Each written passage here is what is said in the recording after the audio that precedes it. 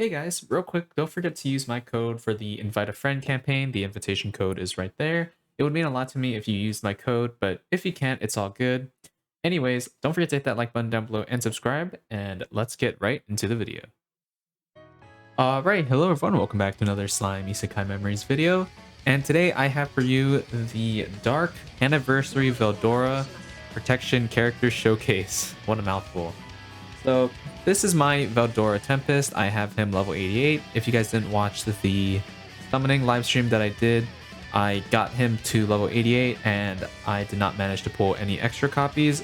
I pulled like a bajillion millims and got her to 6-star with the free dupe, but I did not pull any more copies of Veldora or Rimuru. And I don't plan on putting any extra like of my protection shards into him, because his protection trait is not something that I think is super important, and I think he's fine at level 88.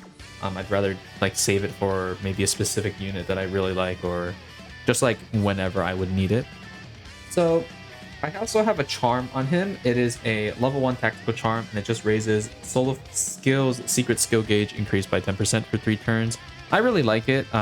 It served me pretty good so far, especially in combination with Isis and the other dark characters. So yeah, my Veldora might look slightly different. It doesn't make that much of an impact, but sometimes like it just adds, it's just an extra benefit added onto like the skills. So if we take a look at his skill, he leads the dark and magic typings. He gives them the attack, of course. And his skill is Tempest Protection. At level max, he increases all allies' magic attack by base level 10% for 1 turn, and each battle skill, increases the effect by 5% from the start of battle up to the end of turn 8 to a max of 70%. So basically, as you keep using him, or as you use more skills, that number will keep rising by 5%. So if you use like 5 skills, that'll increase it by 25%, and you get a 35% magic attack buff. And then it'll cap out at 70%. And it'll count up until the point of how many skills you've used till turn 8. So it's a pretty powerful skill. It doesn't need a little bit of ramp up, because you do need to use a lot of skills. But once you get that ramp up, like you'll notice the significant amount of damage increase that your characters will be doing. It's actually pretty significant once you get it like 35% and up. And with his other part, where he decreases the skill cost by 20 for Vanguard allies, you can just keep using like orb change skills and stuff, like really small, cheap skills over and over and over again. And you can get that number pretty high up depending on the team that you're using. And lastly, he increases skill cost limit until the end of battle by 45 up to a max of 999. So he seems like, after like reading his skill and testing him out, he seems really solid. We're gonna obviously take him into a few things like Tempered Edge, Conquest, and actually 2 Conquest stages. And I think he originally on paper sounded, he didn't sound too, like he sounded good, but he didn't sound like really good. And after testing him out and stuff, I think initially he seems really good. I really like using him.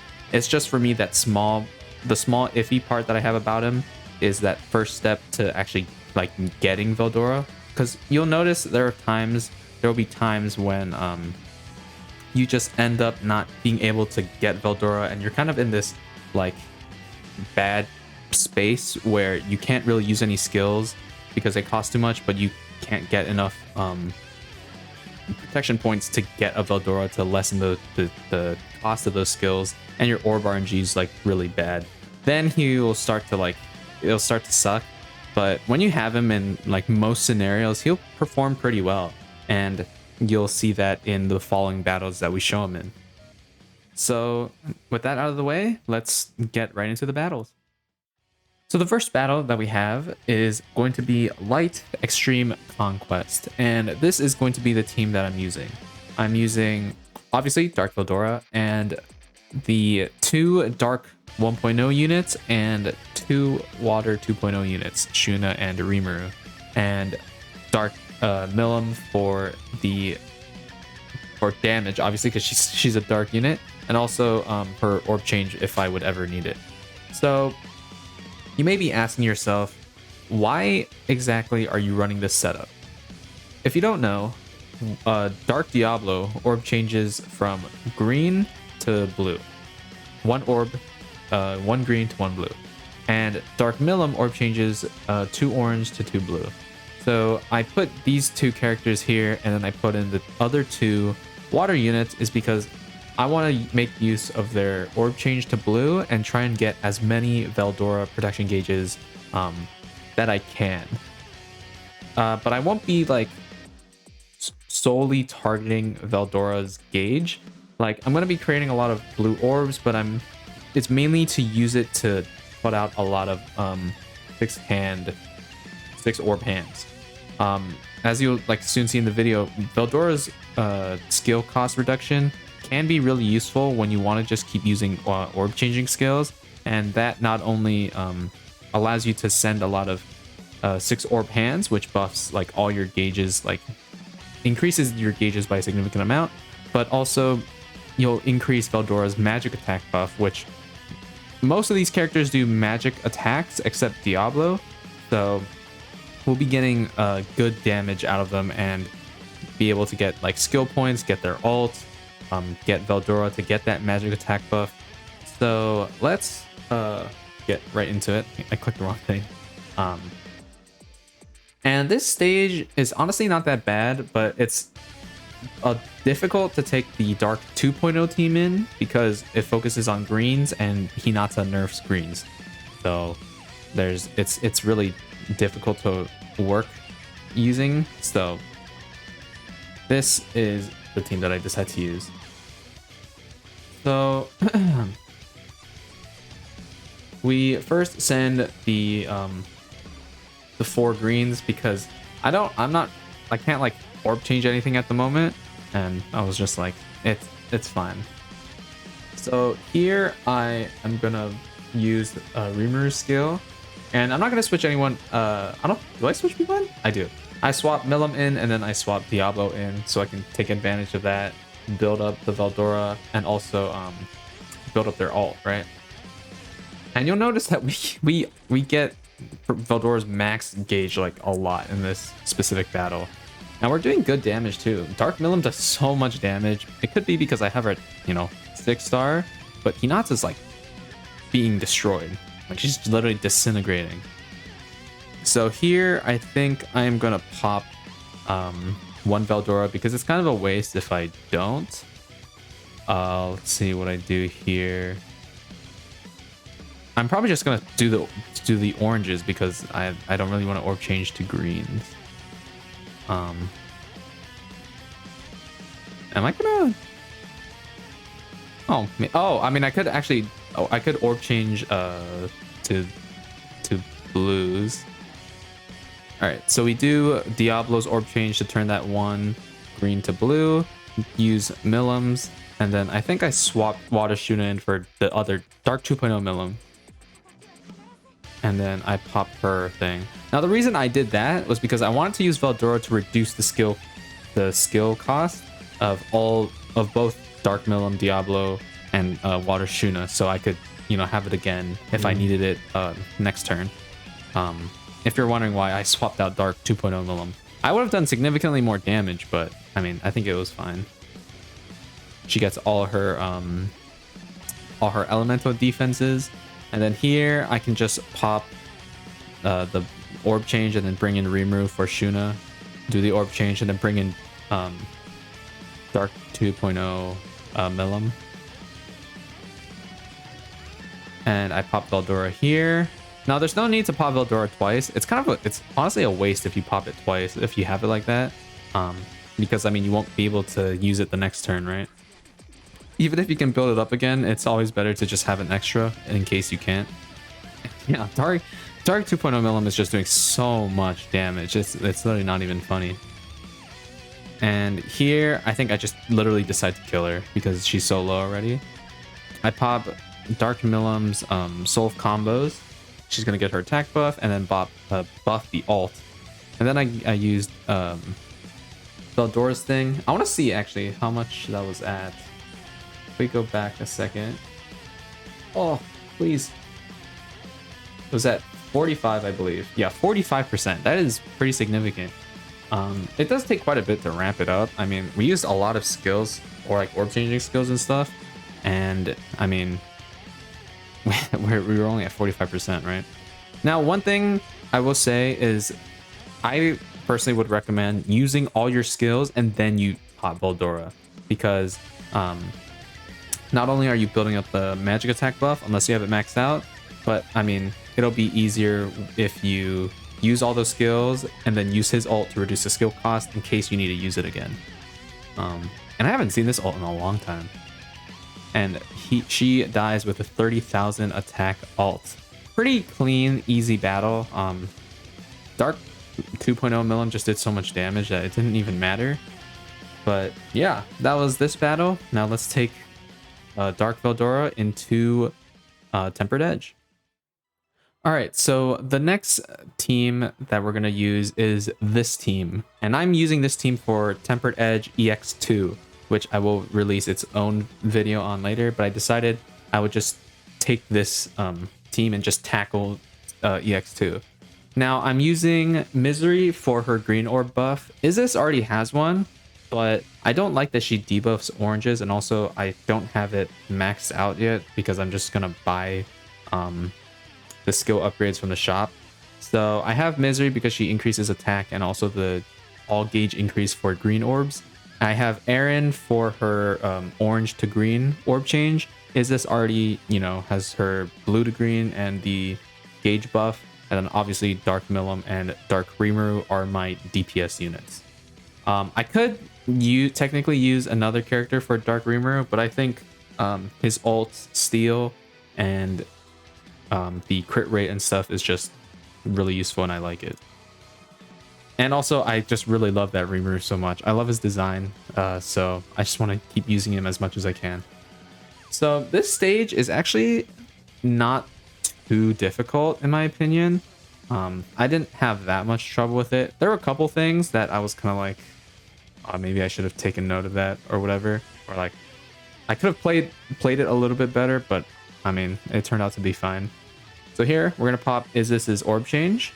You'll always spawn with 4 green, 2 blue, by the way. I guess they're doing that now with the new Tempered Edge stages. If you're free to play unit orb changes, then that's how they'll set it up. And then we send Erin in. The reason I don't send in Rimuru is because I want to have Erin out there in case I need to orb change, which I actually end up needing to. So it was a good idea that I left her out there. Gazelle does his defense, and then he debuffs oranges. Later on, he'll debuff blues as well. So you have to use green orbs. It gets pretty annoying. So here I use Veldora before I pop Isis because I want to lower the skill cost and then pop Isis's thing. And then I think here I swap in Misery for her orb buff. And then I'll swap in Rimuru so I can, you know, do damage and also get his ult, right? So bring him in, and then we'll send a full 6 hand with Millim being the last. Getting 103 skill points, which is really good. And you'll notice that his defense goes up pretty high. He gets pretty tanky. And then he'll also give himself like crit resistance and also debuff you later. So you just have to be careful of certain turns. So here I think I was originally gonna like orb change, but I decided I would just send the orbs. I didn't want to waste all my skill points and stuff. So I get Rimuru's ult, and then I'm just going to put him in the back and save him for whenever Gazelle ults, so I can use Rimuru's skill before that. And then here I pop... honestly, I maybe should have waited for the Veldora, so then I could have used the other skills first, but I figured it was fine. So here I'm going to pop the all 3 orb changes. And then I'll get a full hand of greens. And I still, I don't have Misery's buff anymore, I don't think. So I just pop Isis's buff. And then we'll send a full 6 hand. We'll get Isis's ult and Millim's ult. He's still pretty tanky, only taking like 4,000 from Millim when she does a lot of damage. So now we have their ults. Isis and Erin are taking damage. Now here's where I kind of misplay, or I actually misplay later on because of this. So when you get to turn 5, before you can operate on turn 5. He'll actually debuff you. So once you have that debuff, you won't be able to give yourself any attack buffs, any crit rate buffs or anything. So I kind of misplay later on because of the debuff. But I just swap everyone out. I use Rimuru's skill so I can not take damage from Gazelle's ult. Use Veldora, and then I'm just gonna send the whole hand because I'm gonna get Rimuru's ult back anyway. And I have enough skill points to pop both Milim and Rimuru's buff. So do decent damage. Rimuru does 10,000, which is okay, but he has an AoE ult. Rimuru eats his ult, and we get his ult again. And I believe here, yeah, I was checking for his buff, so I decided to wait to get for all of his buffs to disappear on turn 8, I believe, turn 8, turn 9. So I send all of those because, I mean, if I send anyone else in, they'll still have the ult. So I just send the 3 Miseries and then Aaron, because I'm just trying to build up as many skill points and also Veldora's gauge as much as I can. And see, I should have sent in the 2 other characters anyway, because they still have that debuff on them. I didn't really pay attention to the debuff, and it kind of came back to bite me in the ass. So here his debuffs go away. I bring in Isis and Milim. And it was here where I kind of realized, wait, they're debuff. And yeah, they have attack up, crit rate up, and pierce rate up sealed. So Milim doesn't get her own attack buff, and this crit rate is basically useless for everyone except Rimuru. I think I popped the orb change, just why not? And then I use Veldora, get that magic attack buff. And then I use the Isis and the 3 ults. And I kind of end up in somewhat of a bad spot because I don't have many skill points. I don't have Veldora, and I didn't know if I was going to kill here, and you'll see that I didn't. I almost did, but I didn't, unfortunately. And I get lucky with these orbs because I get 4 oranges, which means I can get I can get Isis and Rimuru's ult, which allows me to finish the fight. But yeah, I misplayed there. Don't forget that debuff. I'll definitely talk about it in my Tempered Edge EX2 video.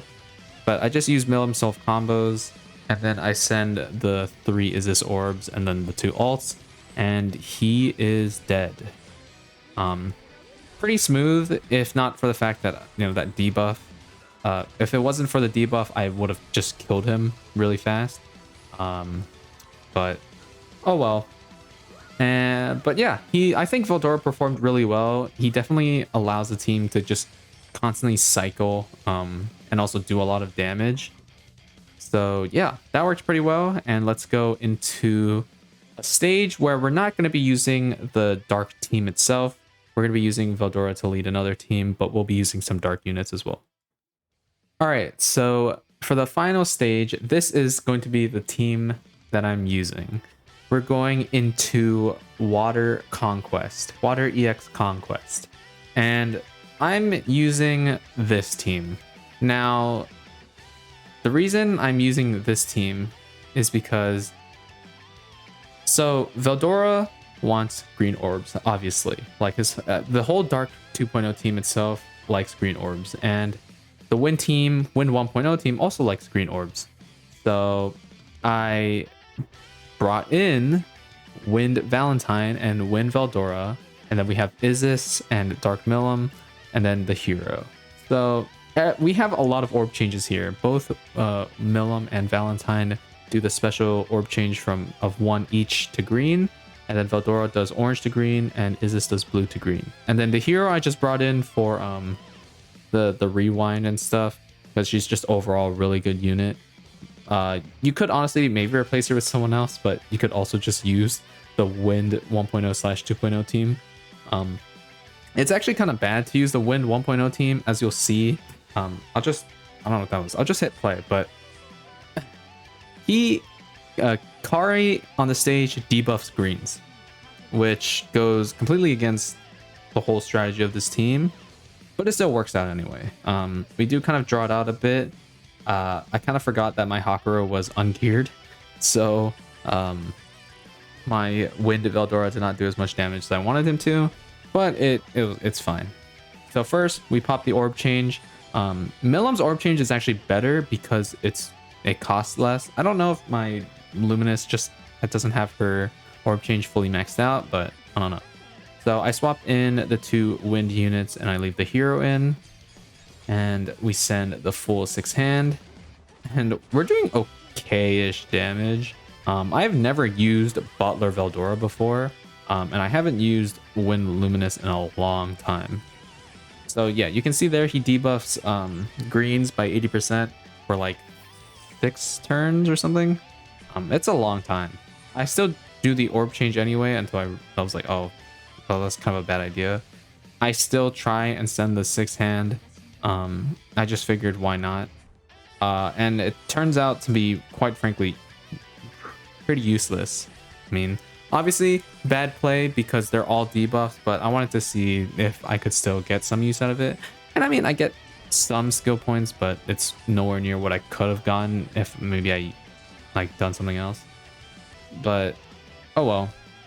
And then here I get an okay-ish hand. I'm gonna send the Luminuses, so then I can hopefully get a large hand of Veldoras. I don't know why it froze there for a second. But yeah, I send the 4 Luminous Orbs. I get her ult, which is fine. I just have to wait until his guard and his defense, or crit resistance, one of those, run out. So then I can do good damage. Here I swap in the hero, and I use Rewind because I want to get Veldora's ult. So I clear the 2 hero orbs, hoping that I can get at least a 5 or 6 hand of Wind of Veldora, so that I can get his ult. And I do. I get the 5 hand, and I get a Veldora protection gauge and Wind of Veldora's ult. So we're looking pretty good here. I forgot that Kari heals a lot, so you'll see a lot during this fight. He'll just constantly be healing. I swap in Milim because now I want to try and build up like skill points and stuff. To use a lot of buffs, and so I use the 4 oranges, and we're not. He's obviously guarding, so we're not doing that much damage. He ults, and Isis is taking a lot of damage, and she gets really low. So I'm like, oh god, I have to swap her out. I swap Isis out for Valentine, and I just send the 3 blues. Do I pop Hero's ult? I don't think I do. I think I just don't end up using it. And then that, and I think after this turn, Kari's guard is finally gone. So now we can start doing in like the real damage. And that debuff is gone for 1 more turn. I don't know why I popped this. I just popped it anyway. I popped that for the skill cost reduction. Kind of a waste. This thing is just, this specific battle is just filled with misplays. But I mean, I did record this pretty late at night. So we send those, and I have enough skill points. He crits for a surprising amount. I was like, uh-oh. But I bring in Wind Veldora, I think after I pop the Milim buff. And I bring Veldora in. And do I do the orb change? No, I heal. I just heal everyone. And then I send the 2 greens and then the 3 ults. And we're doing okay-ish damage. And I have never seen this ult personally in game. Like, I've seen it in like other stuff, but I've never used it myself. So I decided to watch it, and it looked okay. Not bad for like this unit. He does okay damage, like 17,000, I think. And Luminous's ult, I haven't seen in so long. I don't use this character enough. I mean, she's not the best, but I mean, she still can be used. But my win team is really weak. So she does 19,000, not bad. And then hero, I'm not going to watch the ult. And she does 7,000. So we got Kari down quite a bit. And then he heals. And then he heals again. And then he heals 1 more time. So basically, we just did all that for nothing. I was not paying attention and did not know that he would heal all that much. So I was like, what? Did he just ult again? Or did he just heal again up to basically full health? But here I pop the the orb change. Unfortunately, I don't have enough skill points to do one more to get a full hand. And here's where I'm surprised. Milim does a surprising amount of damage. And once the super guard goes away, you'll really see what I mean by she's just pumping out more damage than Luminous and Butler Veldora, which I think Kari is just weak to magic. But oh my god, I was not expecting that at all. So here I popped the 2 orb changes. I was thinking about healing, but I was like, it's fine. I will not die. I believe I will not die. And then I get a lot of skill points, and Milim just is doing so much damage. It's crazy. We crit there for 7,000, not bad. And then boom, look, my units are looking pretty low, and Veldora survives with like 1 HP. I was like, thank God. So I heal him up, and I think I popped the Milim buff, or not, I guess. Oh, I popped this because I got to reset the skill cost of it, right? So now I use the Milim, but no orb change. Okay, never mind. I guess not. I don't know what I'm doing. Oh, I clear it so that I can get the full orb change, so I can build up a little bit more skill points. Kind of wasteful because I'll basically just end up at the same amount, but it's fine. Like Milim is doing 4,000 while Luminous is doing like 3,000 something. Kind of funny. But here now I have everyone's ult, and we obviously don't die to that. I pop the Milim buff. We get the attack buff and the ult buff, and then I bring Veldora in, and then he is finally gonna die, I think. I just heal one more time in case I get countered, and I send the 2 Milims that are buffed, and let's just see how much damage it does. 3,400.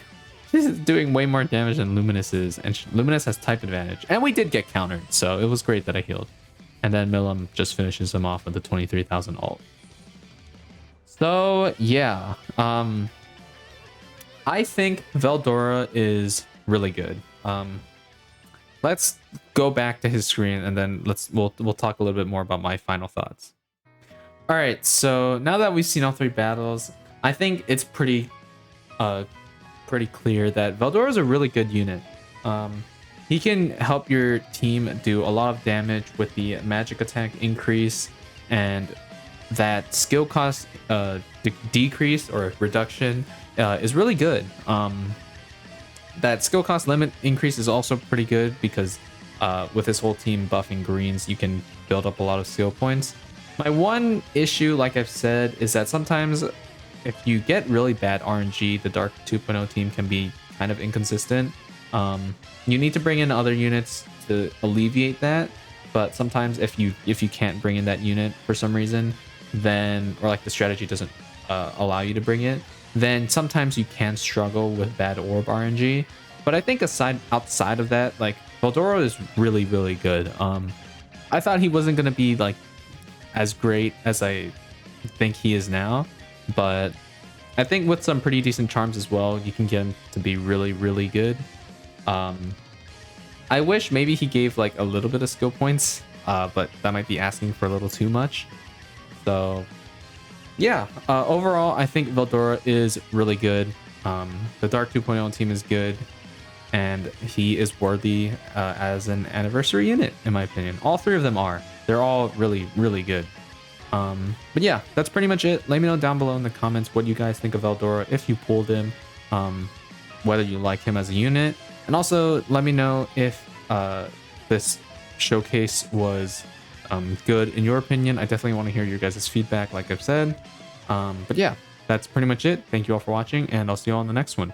Peace.